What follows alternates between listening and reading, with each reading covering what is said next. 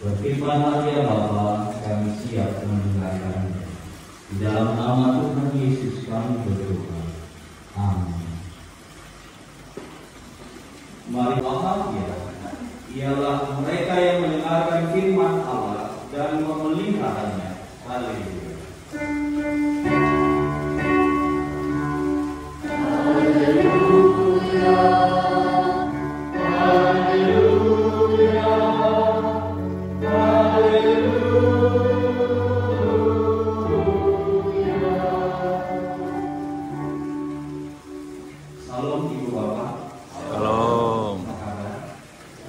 Sehat. Izinkan saya membuka masker, boleh?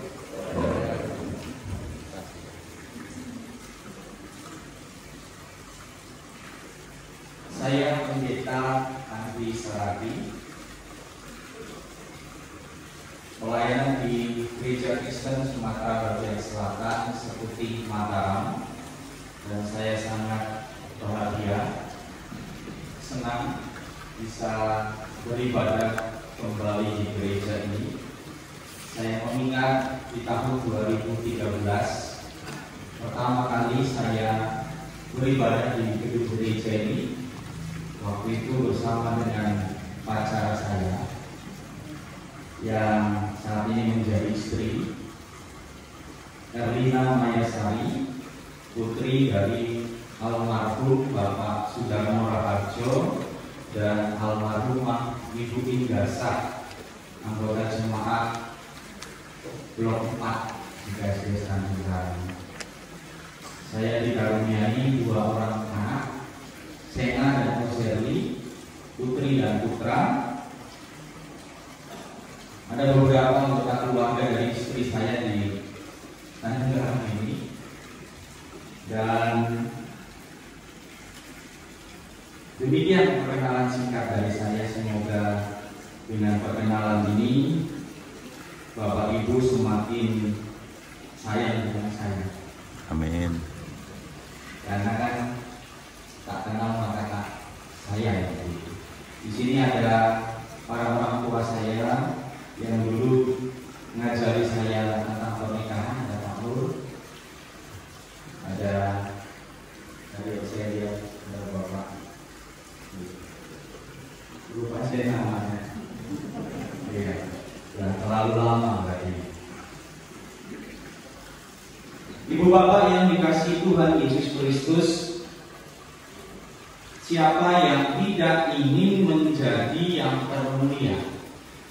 Saya harus membagi antara sini dan ke atas ternyata. Siapa yang tidak ingin menjadi yang termulia, dihormati oleh orang banyak, mendapat kedudukan yang terhormat, baik di keluarga, dalam pekerjaan, di tengah kehidupan masyarakat, disegani bukan diberi nasi ya.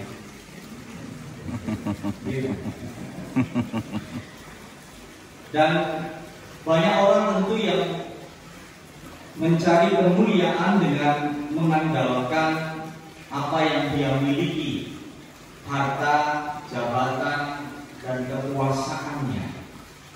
Yang akhirnya membawa mereka kemudian tidak disenangi oleh manusia yang lain. Kalau di hadapannya ya senyum, tapi kalau di belakangnya belum tentu. Nah, perikop bacaan yang kita baca saat ini menolong kita untuk meletakkan kemuliaan pada perspektif yang tepat, bahwa sesungguhnya kemuliaan itu adalah milik Tuhan. Kemuliaan itu adalah milik Tuhan. Kita bisa lihat di ayat yang kedua dan ayat yang ke-10.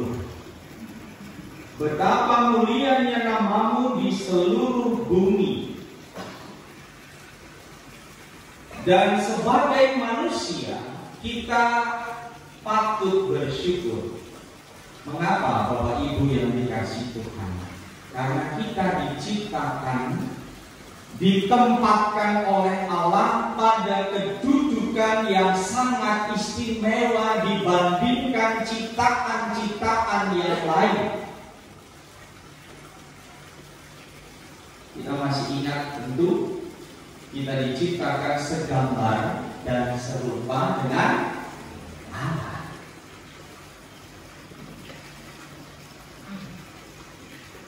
Maksud Allah menciptakan manusia segambar dan serupa dengannya adalah untuk mendudukkan manusia, memberikan mandat kepada manusia sebagai wakilnya di dunia ini, menguasai, memerintah seluruh alam semesta. Ayat yang ke-7 menolong kita untuk bisa memahami ini. Engkau membuat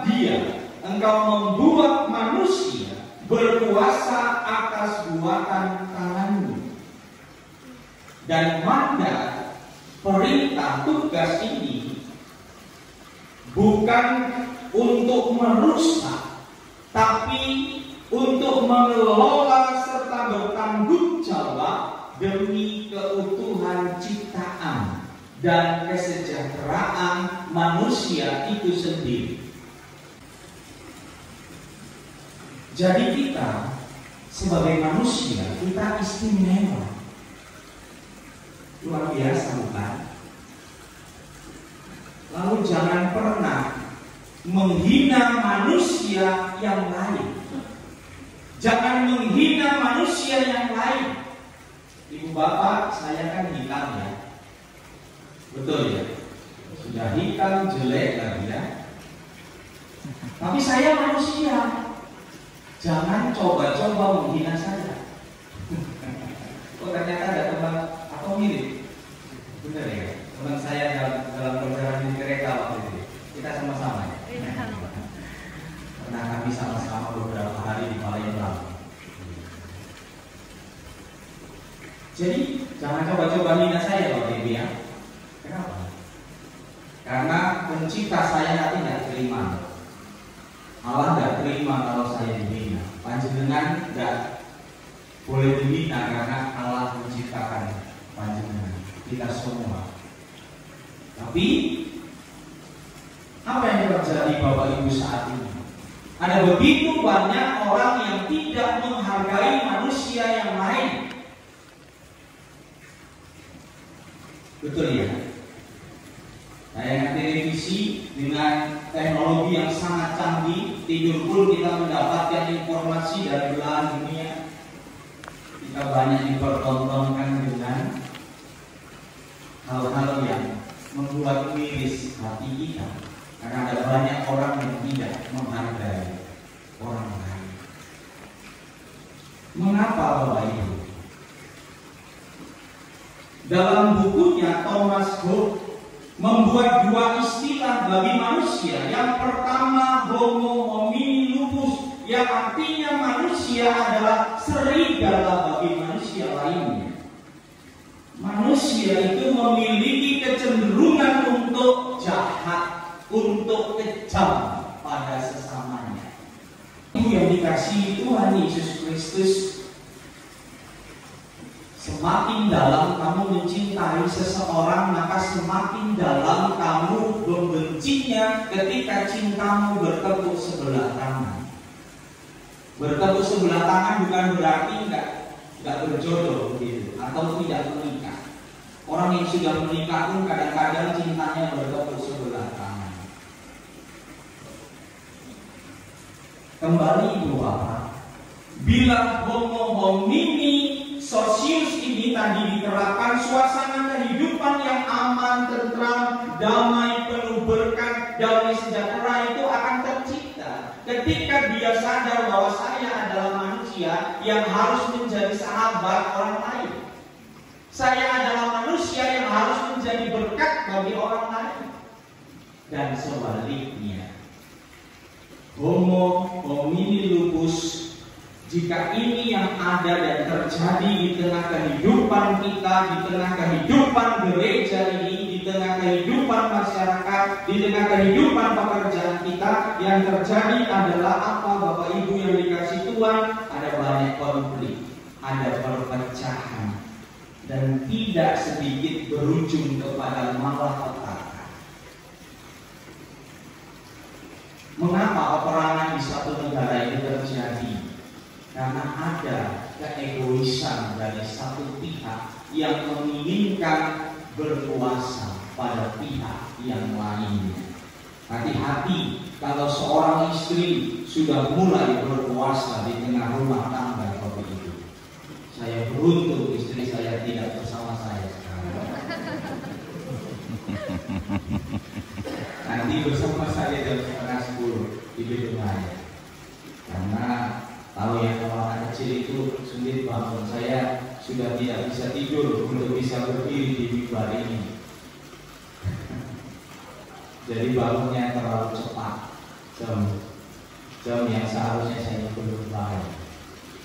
Nah, Ibu Bapak, yang terjadi selanjutnya adalah apa yang membuat orang menjadi cenderung homo homini lupus.